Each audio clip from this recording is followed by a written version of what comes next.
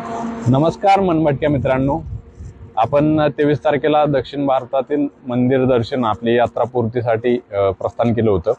2 ज्योतिर्लिंग आणि एक धाम रामेश्वरम आणि श्रीशैल्यम हे दर्शन आपण करणार होतो। कन्याकुमारीला गेलो होतो आपण, तिथून रामेश्वरम आणि परतीच्या प्रवासात आपण पंचमहाभूतांच्या रूपांमध्ये जिथे शिव यांची आराधना केली जाते किंवा त्यांची भव्य अशी मंदिर आहेत त्याचे आपण दर्शन घेत श्रीकालहस्ती येथे काल रात्री आपण शेवटचे पंचमहाभूत दर्शन वायू स्वरूपात घेतले।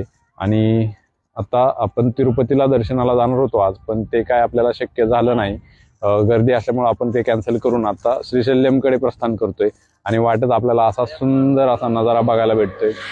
पूर्ण भात शेती केली जाते आपल्या ह्या परिसरात आणि समोरच भव्य असे डोंगर रांग आहेत आणि मस्त असा हा सुसाट जाणारा रस्ता भेटलाय श्रीशैल्यमला। आणि ही हिरवागार निसर्ग आणि ही आपली गाडी। तर मनभटक्याला लाईक, शेअर, सबस्क्राईब आणि फॉलो करा। धन्यवाद।